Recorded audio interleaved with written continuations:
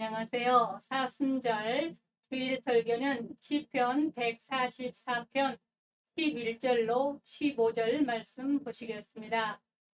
이방인들의 손에서 나를 구하여 건지소서.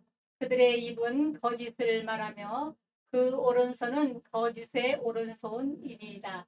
우리 아들들은 어리다가 장성한 나무들과 같으며 우리 딸들은 궁전의 양식대로 아름답게 다듬은 모퉁이돌과 같으며 우리의 곳간에는 백곡이 가득하며 우리의 양은 들에서 천천과 만만으로 번성하며 우리 수호는 무겁게 실었으며 또 우리를 침노하는 일이나 우리가 나아가 막는 일이 없으며 우리 거리에는 슬피 부르짖음이 없을진데 이러한 백성은 복이 있나니 여호와를 자기 하나님으로 삼는 백성은 복이 있도다.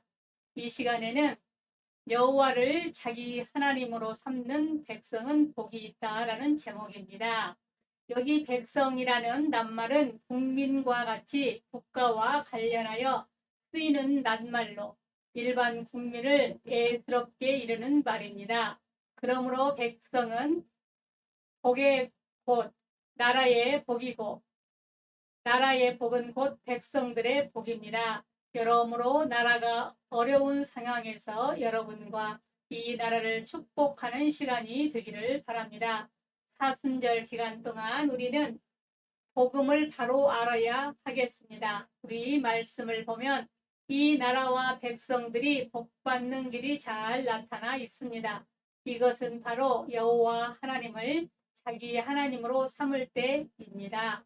여호와를 자기 하나님으로 삼을 때에 주시는 복이 무엇이냐 하면 거짓에서 보호를 받아야 합니다. 11절에 이방인의 손에서 나를 구하여 건지소서.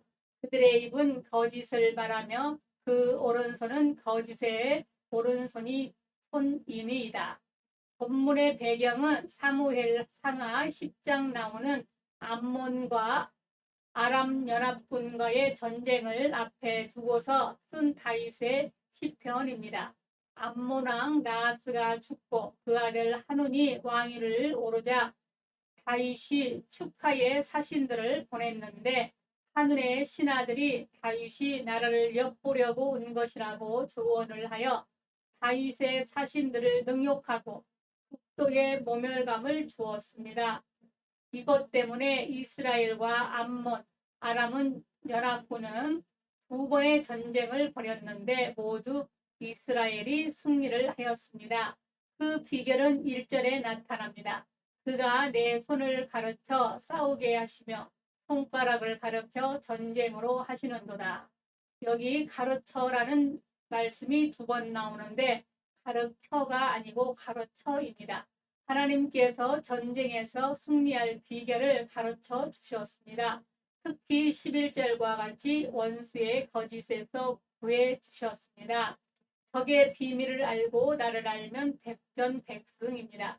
이처럼 국제 간에도 지금 이 순간에도 총알 한 방 쏘지 않고 다른 나라를 접수하는 전쟁이 벌어지고 있습니다. 그 전쟁이 바로 속이는 거짓의 전쟁입니다. 북한이 70년간 해오던 작업이 바로 그 작업입니다. 그래서 정치, 경제, 교육, 군사할 것 없이 침투하지 않은 곳이 없습니다. 그 예로 한국의 근대사를 완전히 북한 중심으로 바꾸어 버릴 만큼 역사학계에도 깊이 침투했습니다. 이런 걸 우리 아이들이 배우고 있습니다.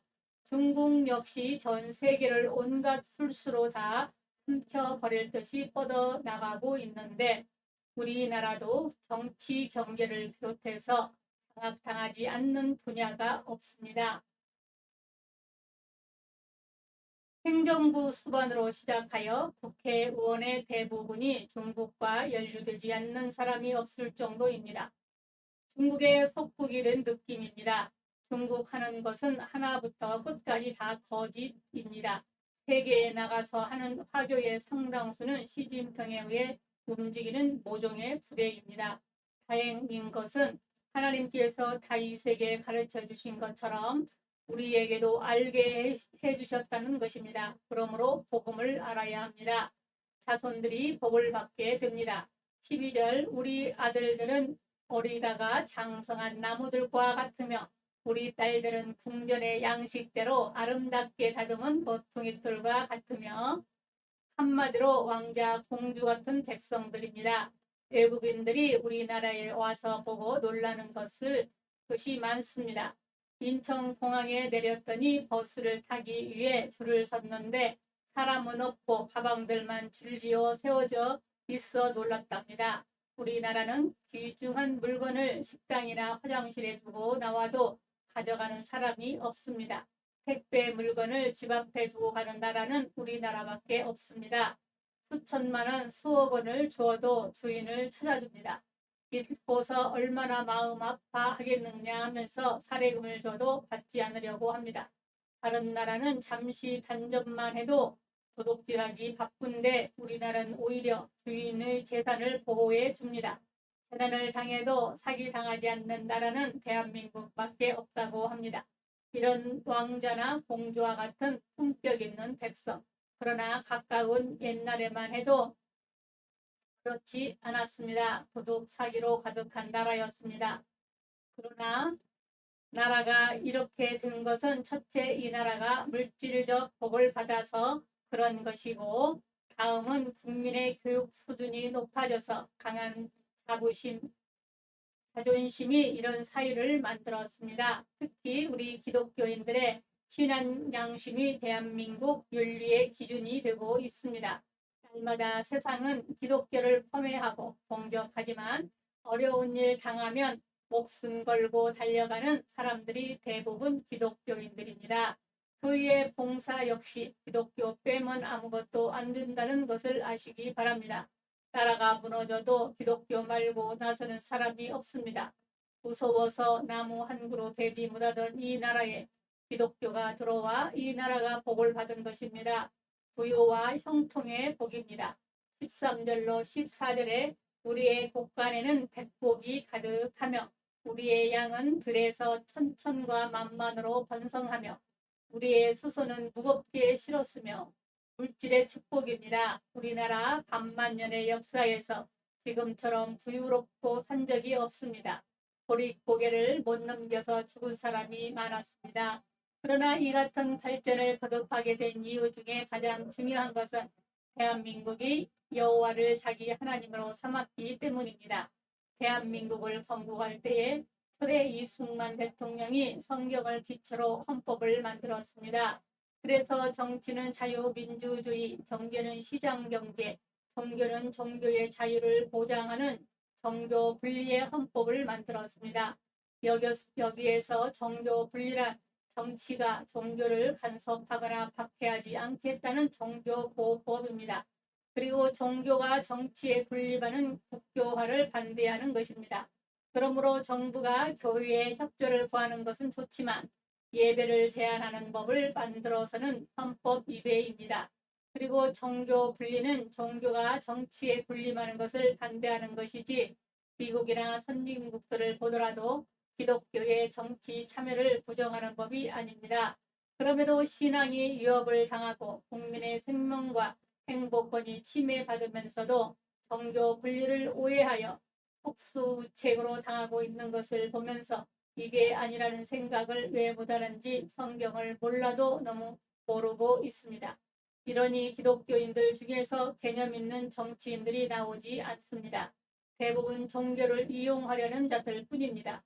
왜 대한민국 헌법이 성경을 기초한 것일까요? 그것은 자유민주주의가 그렇듯이 한 사람 한 사람 하나님의 형상으로 하나님의 지음을 받는 자녀와 같이 인권을 존중하기 때문입니다. 그리고 시장 경제가 의미하듯이 개인의 꿈과 계획을 마음껏 펼칠 수 있도록 생육하고 번성하며 땅에 충만한 무한한 가능성, 즉 하나님의 축복 사상이 거기에 담겨 있기 때문입니다. 우리 개인과 국가는 하나님의 복을 받아 무한히 발전할 권리가 있습니다. 이것을 무한히 펼칠 수 있는 것이 자유민주주의 시장경제입니다. 이 기본 이념만 바뀌지 않는다면 대한민국은 누가 통치를 해도 복받게 되어 있습니다. 지금 우리나라는 어떤 사회주의보다 더 위대한 나라입니다. 우리 국민의 40%는 세금을 거의 내지 않고 국가의 혜택만 몽땅 받고 살고 있습니다. 돈 많은 기업인들이 세금을 많이 내기 때문입니다. 병원에 그토록 가도 돈 안 들고, 그런데 어리석게도 토지와 재산을 국유화하여 기업인들 떠나면 우리 모두 다 망한다는 것입니다. 그러므로 이 나라가 복받는 길은 성경에 기초한 헌법과 하나님을 경외하는 신앙이 계속되는 것입니다. 안정과 평화의 복을 주셨습니다. 14절로 15절에 또 우리를 침노하는 일이나 우리가 나아가 막는 일이 없으며 우리 거리에는 슬퍼 부르짖음이 없을진데 이러한 백성이 복이 있나니 하나님을 경외할 때 전쟁을 없게 해주십니다. 그런데 평화는 그냥 오지 않습니다. 군사 전략가들의 말에 의하면 평화를 위한다면 전쟁 준비를 하라는 말입니다. 서로 물고 먹는 국제사회 속에서 군사력이 없이 평화가 있을 수 없습니다. 조금만 약하면 침략하는 약육강식의 피비린내 나는 것이 바로 국제관계입니다. 진정 평화를 원한다면 하나님을 잘 경외하면서 강력한 경제력과 국방력을 길러야 합니다. 믿는 우리들이 할 일은 날마다 나라와 교회와 백성을 위하여 기도해야 합니다. 사랑하는 여러분, 지금 우리는 복을 이어가느냐 그만두느냐 하는 중대한 기로에 서 있습니다. 여호와 하나님을 여러분의 하나님으로 삼으시기 바랍니다. 자유민주주의에 포기하지 마시기 바랍니다. 그래야 대대로 복을 받습니다. 반면 세상 것을 하나님 삼으면 복이 떠납니다. 그러므로 우리 모두 자만하지 말고 하나님을 더욱 높이 경외함으로 하나님께서 모든 거짓에서 보호해 주시고 우리와 자손들이 복을 받고 부유와 형통 그리고 안정과 평화가 여러분과 우리나라에 더욱 넘치기를 사순절 기간 동안 기도하고 묵상하시기를 바랍니다. 감사합니다. 우리 주 예수 그리스도의 이름으로 사랑하고 축복합니다.